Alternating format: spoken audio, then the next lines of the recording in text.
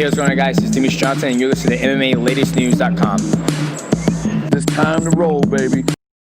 What is up, guys? Welcome back to MMA Latest and back for another the MMA Debate. We're going to be talking about Nate versus Jorge Masvidal 2 and the rumors that have been circulating with the past week. I'm here with Gary and Sam, who's making his first appearance on the video and on the channel, of course. Sam, how you doing? Yeah, I'm fantastic. How are you, Mitch? Not too bad. Looking forward to debating the hottest fight of 2020, perhaps, or even 2021. Either looking at some rumors. Hottest or nottest, Mitch. Let's put it that way, shall we? Definitely. Make sure to hit that subscribe button. We're on the road to 10K. We're very close now. Gary, Nate Diaz versus Jorge Masvidal 2. It was put out about a week ago now that we're going to get the rematch on UFC 256 in December, of course, which has already got Usman and Burns, and of course Nunes and Anderson. When you heard the news, what did you think of it at first? Well, I'll say first, the one thing to get out of the way is the first thing that obviously came out of my head is what's going to happen with Leon Edwards. But that's a different debate. That's a different discussion. He's got some options and stuff like that. So that is what first went through my head. But after that, it's just wondering what Nate can do differently this time. How's this fight going to be a different fight from the last time? So that's sort of what's been going around everybody's head since. I can answer that for you, Gary, before we go any further. It's not going to be any different. There's no fucking point. Sorry for swearing already. It's immediate. I can only apologise. But there's no point. It's absolutely terrible. It's the worst matchup I've ever seen coming. It's like having frigging Nate Quarry versus Caleb Starnes again. There's absolutely no point in any of this, and that is a throwback. That's the comparison. Jorge Masvidal and Nate Diaz. Your example that you're given is Starnes versus Quarry. That's the closest fight you can. Yeah, I'm going way out there, Gary. All right, just leave it there. I'm right and that's you're got wrong. The same appeal. I remember the headline pay-per-view between Quarry and Starnes. Wow, yeah. How many pay-per-views did that do again, Sam? How many pay-per-views was Starnes and Quarry? I think that was around about 5 million. It broke records at the time. And as we all know, Nate Masvidal was 8 million, as we discussed before this. So the proof's in the pudding. Yeah, with the ESPN numbers, it's a bit difficult now because they don't pull it out as much. There's rumours about 925,000, whether that's just ESPN streams or the pay-per-view globally. Of course, we know, Gary, that Nate Diaz and Jorge Masvidal are two of the biggest names in the sport at the moment, especially Masvidal, the year he had last year, knocking out Till in London, then Ben Askren, of course. And he did put a beat down on Nate Diaz, but I still feel a little bit shortchanged with that doctor stoppage. You know, I don't think it's going to be, the results going to be much different, but I'm still going to tune in, and I think everyone else is, aren't they? Yeah, definitely. And something to point out as well is Nate hasn't looked the same in those first two fights. He had such a massive amount of time off as well when he came in, and I think he hid that. And I think I might have said this before as well. He might have hid a little bit against Pettis. That he managed to clinch him up against the cage and get that sort of Diaz work against the cage once he tired Pettis out. But the rust was definitely there, and the rust was also there when he fought Masvidal. He's only had 2 fights in how many years, so he's a lot more frequently fighting now than he was before that. He's a bit fresher, a bit better, and yeah, of course the doctor stoppage wasn't what we wanted to see, and it's something that I thought as well is they're going to have to take something into account before this, because everyone knows that Nate Diaz is going to get cut at the first jab that he's going to get. It's always going to happen. So if doctors are going to stop these fights that early, then they just can't medically clear fighters to go in if it's always going to happen. So they have to make a decision if they're going to clear that fighter beforehand and that fighter is going to suffer cuts really badly straight away. How are they going to remedy that then? Are they clear or are they not? Yeah, definitely. I think, first of all, you probably don't book it in New York again, because there was some questions about with it being so recent, the sport of MMA, in terms of being legal in New York, that maybe their commissions are a little bit more strict with the damage that they see and see fighters take. And obviously, we've seen, the likes of Tony Ferguson, Donald Cerrone, even Nate Diaz himself, look at the rematch with Conor, the amount of blood that was in that bout.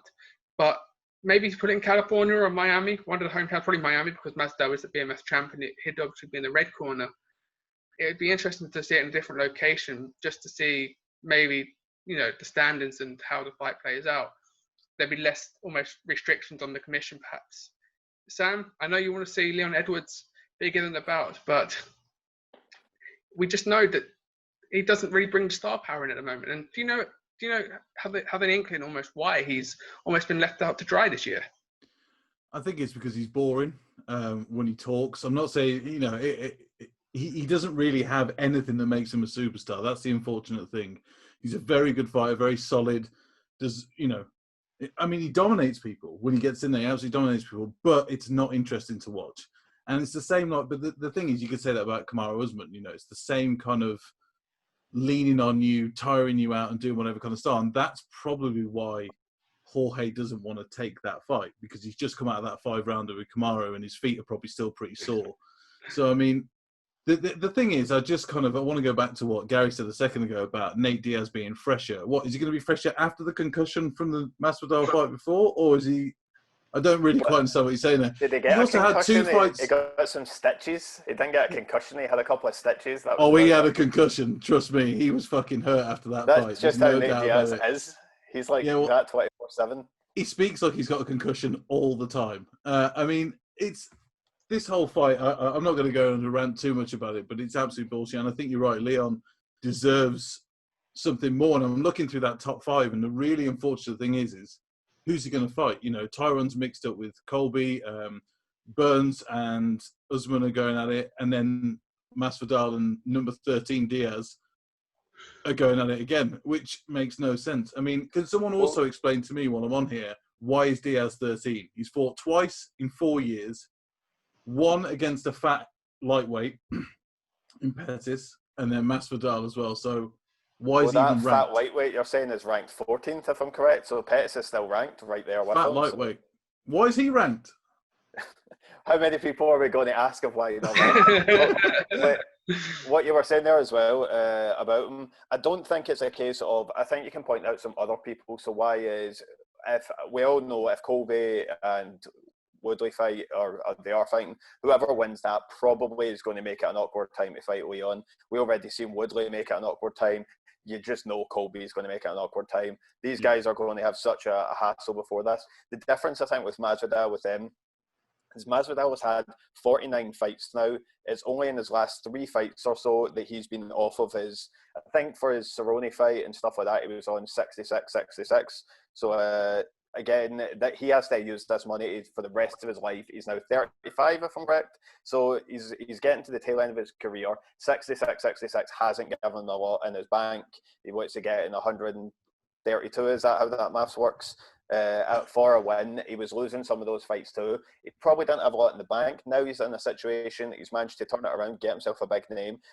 What is his goal now? Is he going for the championship? Is he going down that route? Or is he trying to secure his future as much as possible? And Leon Edwards isn't going to sell the pay-per-views to do that. And I think the other side is Leon Edwards, he's already started to move on. He's looking at other options now. He's looking at, I don't know if it's going to be Wonderboy, Ponzinibbio, Neil Magny. He's got some options there. Maybe the Woodley Covington winner, if he can convince them. So it doesn't have to be Masvidal. It was just a fight he was pursuing. It did make sense. But Masvidal's in a different place in his career now. He's got different ambitions, different goals. And I'm assuming when Leon Edwards turns 35 and he's looking at down the barrel at the retirement, then he might start thinking how he can secure his future as well. I think the thing is, though, they're missing a trick with this Leon and Jorge fight, because obviously Leon now has to fight down, right? He's not fighting up, which is a big problem for a fight that's on the rise in general anyway. But also, look what happened with that Nate Diaz fight with Jorge Masvidal. Masvidal became the biggest star in the UFC after that fight, no doubt. So really, if they want to get Leon Edwards building and doing whatever, give him the Jorge fight, or even Nate Diaz. Don't give Jorge this fight. If you want to go down, give him Nate Diaz. See how that goes. Make him a star. Make it a big thing, and then put Jorge and him together. This whole business thing, they're going after the quick money right now, from what I can see with this fight, because obviously they've lost a lot of money in gates and whatever over the last 6 months or whatever.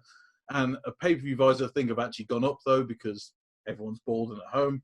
But you could build a star here, and you could do this the right way. And like you say, because Masvidal is coming to the end of his career, and the reality is that he is, maybe save that fight for Leon in a year. When Masvidal's going down just a little bit, his stock isn't as high and things aren't.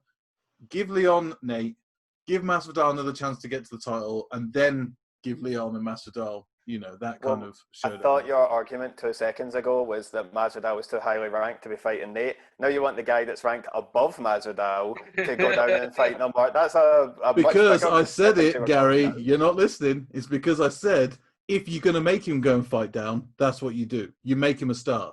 That's what I was saying. So don't come at me with that bullshit. All right, I pal? would say that that's the quicker money fight, because obviously Masvidal's the one that's all the superstardom. He's the big superstar. So if you're putting him against Leon, and in my opinion, I think Leon would beat Masvidal. So if it does come about, UFC might be a little bit confident in that as well.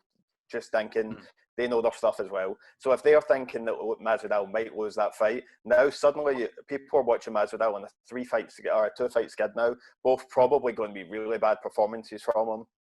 Is he going to be a pay-per-view draw on the back of 2 really bad fights? Because part of this BMF champ is he has to come out and show that sort of ability in all the fights. It's not just when you give him the right opponent. That's how someone like a Justin Gaethje, doesn't matter if he's fighting Michael Johnson or Eddie Alvarez or Poirier, every single person you put him against, he was giving you the fight of the night. So if Masvidal suddenly loses that mystique, which it may or may not be earned, but he has it right now, if he loses that off the back of a Leon Edwards fights, that's your big money guy gone. And does Leon Edwards suddenly become the world's biggest superstar? We just saw Usman beat Masvidal with absolute ease, and he's not a big superstar after it. So I don't see how that is. I think it might be worse for Edwards, that fight, in terms of his fan response, because we look at Usman, he's now the most boring fighter in the world, never had a fun fight in his life, despite the fact his last fight against Colby was an absolute barn burner. People have already forgot that because, he didn't stand and trade with Masvidal. So when Leon Edwards comes in and does the exact same thing, he's not going to get in out of the fight in terms of stardom. He's just going to get the title shot he's looking after. And does he need Jorge Masvidal to do that? I'd say a win over Wonderboy, a win over anybody in the division, really, and he's already got that title shot, in my opinion. But then there's obviously the whole thing that goes with them backstage, and there's the story and the thing that goes along with it. There's everything that goes along with it that could make that a bigger fight than that versus Nate too. They could really build that and promote that fight, with animosity and hatred and whatever. But I kind of see what you're saying there. It's a lose-lose kind of situation maybe for the UFC in terms of, well, what if he doesn't become a star? But that's why I'm saying, if that's the reality, if they want to build 2 stars that come at it, then Leon should be having this fight with Nate. Give him off the back of that stardom and then go from there. Do you know what I mean? I think I don't see the point in this fight other than a quick money grab. That's all. It doesn't do anything in terms of rankings, does nothing in terms of title shots, does nothing in terms of anything other than money coming in. It might be a fun fight. I don't know. Nate might turn up with something different. I doubt it, but he might do. I think there is a lot to almost pick apart there. I think the business move is a smart one for the UFC. They know they're going to do close to 1 million pay-per-view buys. It sets up potentially Conor McGregor for the winner, whether it's Nate Diaz or Masvidal. And even then, I guess if Diaz wins, you then go for the trilogy fight. As unlikely as that is, either for Masvidal or McGregor, it'd be interesting to see which one they do first. But I know Dana came out and said, I think it was either the weekend just gone or the Contender Series before it, and said this is more of a January target almost rather than December. And hypothetically speaking, if that's the first one with fans back, you've got a 20,000 capacity arena, you've got a 6 million gate coming in, and you've got 1.1 million pay-per-view buyers globally. It does bring in a lot of money. And if you put it up with Leon Edwards, you might only do 400k. It's probably a co-main event, or at least a main event in the UK, perhaps. And if Leon Edwards wins, you don't get the Masvidal McGregor match. You don't get these huge, payout fights that you would usually see.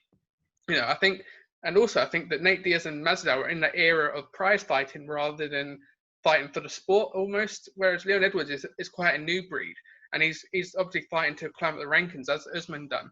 And I think he probably gets the loser of Woodley Covington, depending on how that goes.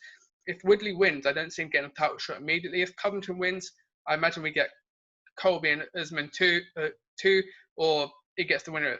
He gets Burns, of course, if Burns wins. I think if Woodley, either if he wins or loses that fight, he's going to get Leon Edwards next, because that was the scheduled fight for UFC London. But also, if Leon Edwards is smart, he goes at Gilbert Burns and almost plays the Nate Diaz role and says, right, you've taken everything I've worked for this year. Let's build up a rather review, and that's exciting as well.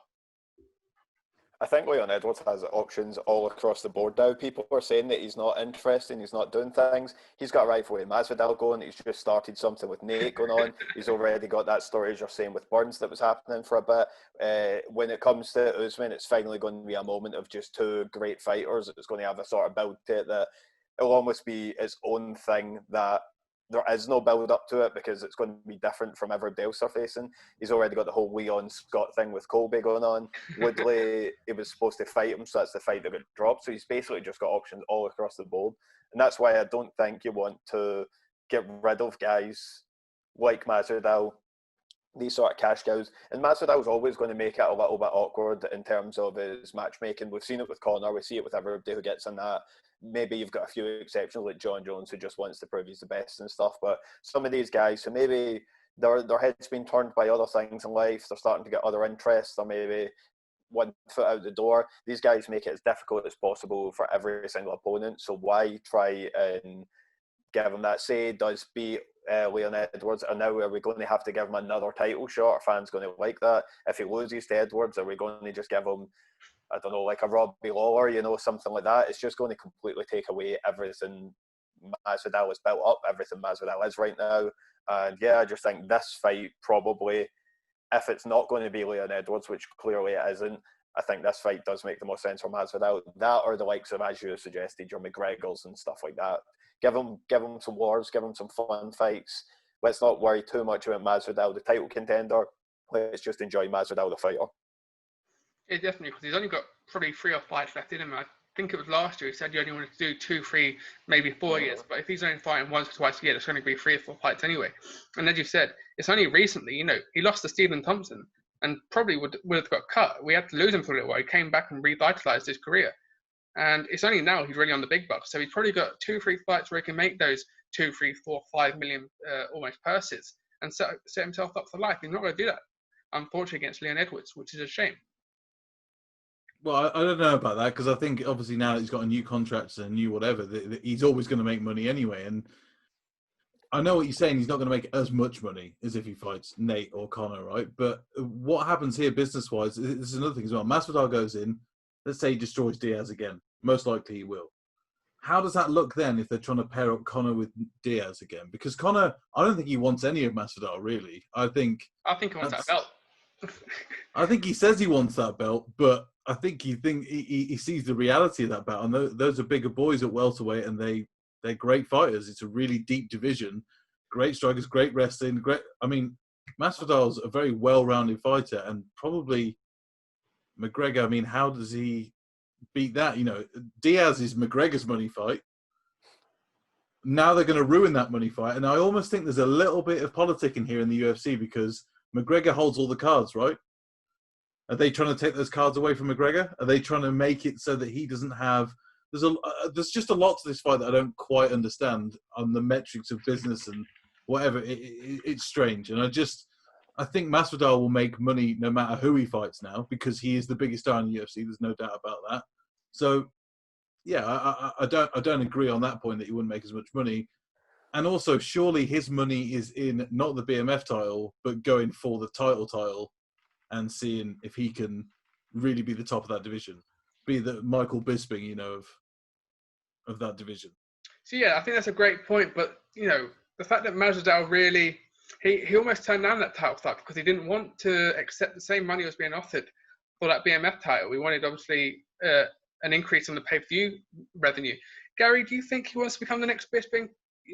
Does he have that goal in mind of becoming a welterweight champion, or is it now because he is that in that tail end of his career, it's about making as much money as he can, taking as little damage as possible as well? We already did the exact same thing as Michael Bisping. When you look at Bisping's fights before he fought Luke Rockhold, he was out there against Anderson Silva and stuff like that. And that was although the fight didn't look like it, it's obviously an Anderson Silva in the downslide. So Bisping's looking at that fight with pound signs in his eyes. So he came in. Unfortunately for Masvidal, he couldn't get the job done like Bisping did. But so from there, Masvidal, essentially, you were saying that he can fight anybody he wants and stuff like that. If you look at Bisping, when he got to the title, his first defence was Dan Henderson, was it not? So it's not exactly like he was looking at anybody else. His next defence was George St. Pierre. He as well, as Masvidal, got to that point in his career that luckily enough it happened that it had the title attached, so he could call it a bit more. But he was the exact same place as Masvidal is now. If Nate Diaz, actually I think there might have been a possibility that Bisping called out Nick Diaz at the time as well. So if Nate Diaz was like, if he was the Conor McGregor superstar, Nate Diaz after that and stuff, if he went, all right, well, I want to move up to middleweight and Bisping was the champion, then Bisping would have taken that fight at the drop of a hat as well. He was taking the fights that he wanted, the fights that he thought he had the most storyline out of, the most interesting for him. And that's exactly what Jorge Masvidal's doing now.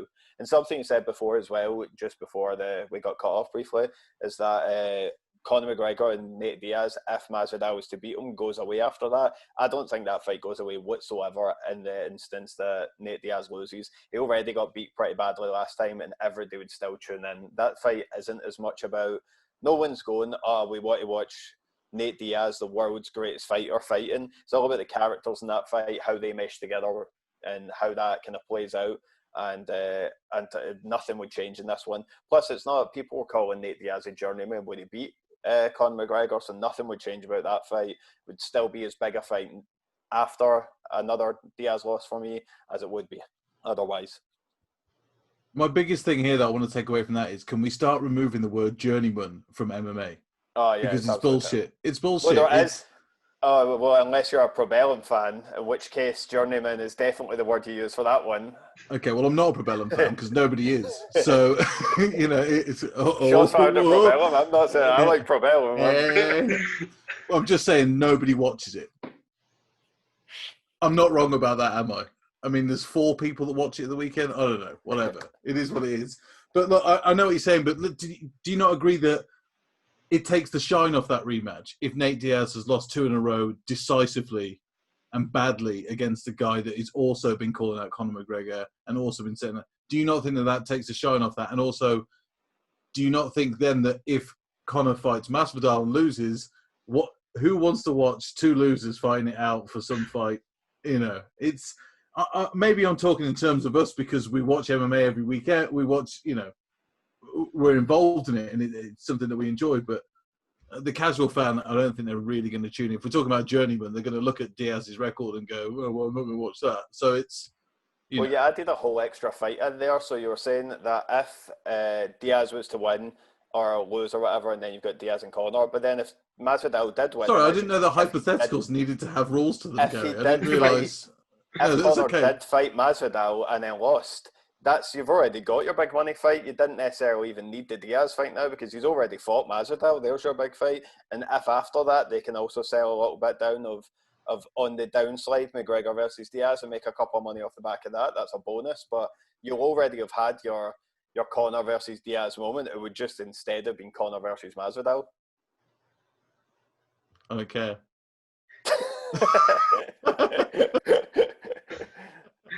Yeah, I think if this rematch does happen, and I think it does happen, especially, you know, if we go back to 2004, Masvidal said he wanted to baptise Nate Diaz and he felt he didn't do so because of the stoppage. But there is no winners and losers here in terms of the financial side, because whoever wins, if Diaz wins, you then go, right, we can get the trilogy for the BMF title. If Masvidal wins, you write that off and you go, right, Conor McGregor, come up for 170, fight for the BMF title in the biggest fight of next year. We know how pissed off he is, having not thought, you know, he wanted that 3-fight season. And there's nothing better than saying to him, right, biggest fight of the year, Jorge Masvidal, who we know he became a little envious of in 2019, of course, because of he almost stole his thunder, Masvidal. But either way, even if Diaz wins, you could do the BMF title for that trilogy fight, because then it adds a little bit of extra. Because I think the only thing that is missing from the McGregor-Diaz rivalry is the fact there's been no title on the line. I mean, yeah. I mean, Gary kind of did nail a point in the fact that we'd all watch that fight anyway. Let's face it, it is what it is. But I do think it loses its shine. That's the point that I'm making. I think it loses some edge to it as a fight for us more than the casual, probably. You know, it loses something special about that. The reason why that second fight was so special was obviously because McGregor was seen as this undefeatable fucking, you know, force that was coming in, and all of a sudden 2 rounds in, I mean, he did dominate him for 8 minutes, but then he got sadly choked pretty I badly. don't know if that fight is completely different now. McGregor's been out as much time as Nate Diaz has and stuff like that. Yeah, And Nate Diaz's style probably fits a little bit better. He's someone that's always kind of in shape, and he fights that way. Even against Masvidal, he didn't look too tired. Whereas wait a minute, didn't you say earlier, Gary, that he wasn't at his best in those fights? His best, he no, but he wasn't tired. no, but you He's said a little bit rusty, but no cardio issues. but he did. But you said he didn't look that bad against Bass. I'm sorry. Carry on. Carry on. Carry on. Don't worry about it. It's getting a little choppy in here. Getting a little choppy. But so if he didn't look that bad cardio-wise against Masvidal, then is that going to be the case against McGregor? Is McGregor going to get tired? I think you've still got a load of questions you can ask about that one. You can do that after it. This fight doesn't put any sort of spanner in the works for anything. That's even if we want to put Conor in there. Conor could fight Gaethje, could fight Ferguson. There's a ton of fights Conor can have. And I don't think right now we can say Masvidal versus Diaz is a bad fight, because what about Conor McGregor? What if he never fights again? There's too many what ifs about it. But I don't think Conor factors here at all. The point that you've just made there is that fight's always going to be interesting because there's a lot of factors that go into it. It's always going to be there. Nothing. Okay, right. Okay. But what factors are going to be different in the Diaz Masvidal rematch? In the actual fight itself, or what's surrounding it? Oh, let's not try and get round it with other questions. What's going to be different, Gary? All right, in this fight, nothing. You said there's loads of reasons what made that interesting. You just reeled off 1,000 reasons. Tell me why it's going to be different. Well, I said earlier, Diaz could come in a bit different. It could be a little bit fresher. Masvidal has a million distractions now. He seems to be out there acting like Scarface every 2 minutes. I'm assuming he might be acting a little bit like Scarface in his spare time a little bit more. He just came off of a fairly bad-looking fight. And to be honest, I'm not completely sold on Masvidal. The Diaz fight's the only one that I would say, okay, he looked really good in that one. And again, I thought Diaz just didn't look great in that fight, and I didn't think he looked great at the Pettis fight. But if you're saying like Masvidal versus Askren, finished in 5 seconds, who can say if he looked good in that one? Masvidal against Darren Till, he landed a good shot. No. He did look good in that fight. Look, he got hurt in the first round. Though. Till was beating him in that fight, and then he landed a great shot. But what's fighting about? It's about reading your opponent, right? And what he did is he read his opponent perfectly and used that fucking, I think it was a left hook or whatever. He used it 2 or 3 times leading up to it, and Darren Till didn't do anything to defend it. So you can say all you want about, he didn't. He looked great. He looked great, and that was his first step up as well at a higher weight, I believe, in a long time, and he'd been out for a while. He looked great. And then Askren, I mean, how could he look any better? That's like saying that if... How could he look any better, Gary? It could... it's what... It depends what we're saying, how you're looking good. I'm more someone that's more impressed if someone can absolutely dominate someone over 5 rounds. That's like saying Conor McGregor was the best in his entire career against Jose Aldo. No one says that. You talk about the Alvarez fight, something like that, because we saw more. You saw him being sharp. You saw him being clean. Saw how he reacts to a couple of things. Could Conor McGregor take a Jose Aldo leg kick? I mean, who knows? Finished it quickly. So I'd probably disagree with you there, because probably the best Conor McGregor ever looked was beating the 9-year undefeated champion of that division in 13 seconons, right? True, yeah, that's probably the best win, but I wouldn't say it's the best he's looked. What?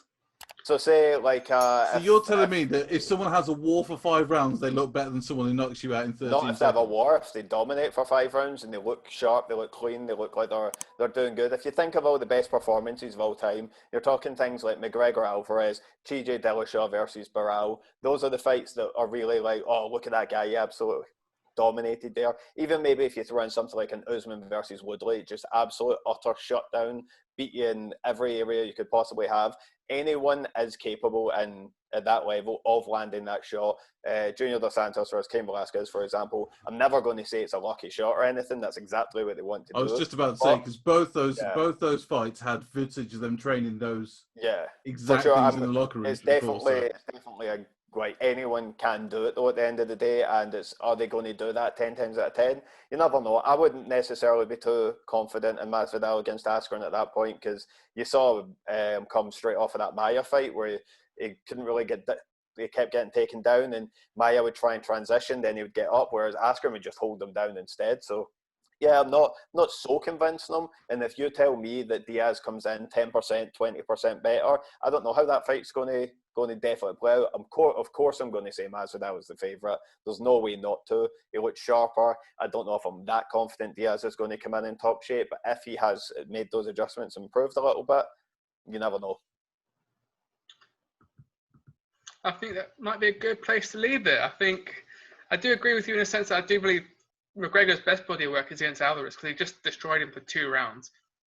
But you can't take away from the fact that he did take away that undefeated run of Jose Aldo as well. Oh, that's his best win. Yeah, that's his best win. It propelled him, astronomically in his career. But I think Alvarez is the best performance that we've seen from McGregor, period. But I think I'll ask you guys one more question. Do we see the rematch? Does it happen? Gary? The rematch between who? Nate Diaz and Jorge Masvidal, the big one we're talking about. Is it already arranged? Is it not? No, it's not confirmed yet. Is it not confirmed? I thought it was actually booked. And I would say yeah. I'd say yeah at this point. Diaz is going to jump at that. He knows he doesn't have a ton of options. McGregor's the only other option, and he knows that fight's sitting there on a platter whenever McGregor decides it's going to happen. So take what you can get. He'll get paid out of this. I'm assuming he's got a really good contract off of the McGregor things. Pretty sure, if I'm right, he completely strangleholded UFC after the win because McGregor was saying, I only want that fight. And then Diaz is going, well, I don't know if I want it, so better pay up, guys. So I think he want that money. Got them by the balls in that. And obviously, Masvidal's done the exact same thing against Usman. So Masvidal's in a much better contract. He'll get bank out of this. Diaz is probably still in a really good contract. I think he's going to get paid out of it. Why not? They're both going to do it. UFC will be into it. Yeah, I agree with Gary for the first time ever. I think there's so much money involved. Why would they not do it? I don't think it should happen. I don't think there's any point to it. I don't think it makes any difference in the grand scheme of things. But like you said, we're still going to watch it. That's the real problem with it, is that I fucking hate it, but I will watch it every day of the week that it's on. And you know what? And if Gary's right, if Diaz turns up 10% better, we could see a completely different fight. But I don't think he does. I never see Nate Diaz turn up any different to what he is every time he turns up, which is, I'm going to get you, motherfucker, and talk like an idiot. And then he goes out there. Sometimes, his game plan works, which is box and move away and then use jiu-jitsu if I have to. But that's it. That's his entire game plan with every fight. And it infuriates me, particularly when he goes up against people like Masvidal, who is quite clearly a better boxer overall. And he just looks stupid, and he gets cut and he's this. Please. He shouldn't have got cut that many times in his life, should he, to have that much scar tissue that it gets cut immediately. I mean, how many other fighters have that? I've been there as well. I've got 1 or 2. Oh, yeah, you've got the one scar, have you? Oh, best be careful. But the point I'm making is, if you were that good of a fighter and that good of a boxer, you'd have avoided most of those power shots and that punishment over the years, and he hasn't. Look at how many other fighters have got that much scar tissue like that opens up straight away. What, Ken Shamrock? I mean, yeah, he's 50. You've got Diego Sanchez, who is one of the greatest fighters of all time at his point. At his time, the greatest fighter of his time, I guess, at the time, he was one of them. And you've got also people our side of the world get it a little bit more. Joanne Calderwood gets herself cut just like looking in the mirror in the morning. She's bleeding somehow. But she's got thin skin because she's Scottish, Gary. All right. Maybe I think Nate Diaz got a little twang in him. Maybe he's from the Highlands.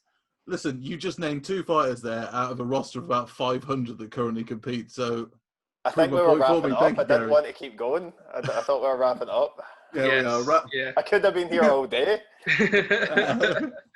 Yeah, I think we do see it, and I think Masvidal will come in as the heavy favourite. But again, I still have this question mark of there was times in that first one where Diaz got it to the ground and you're thinking, oh, is he going to pull something off here? But he never did.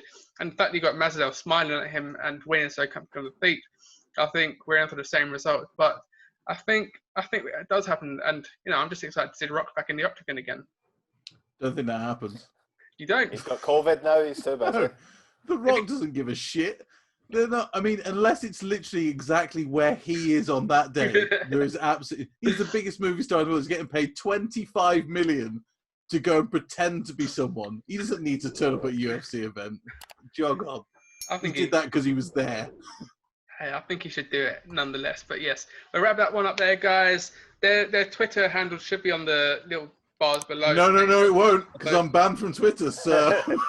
His won't. Yeah. So I guess on Instagram. Yeah, Fatty to Fighter. Yeah, he's been banned by USADA on Twitter, but hey, we're Been banned by everyone. yes. So yeah, It's actually Gary's fault if we want to go into this, but we won't. Yeah. So everyone go give Gary a follow anyway. It's a better account to follow. We're on the road to 10K. So make sure to hit that subscribe button, drop this video a like, and we'll see you guys on the next video. Don't follow Mitch, because it's a terrible account, all right?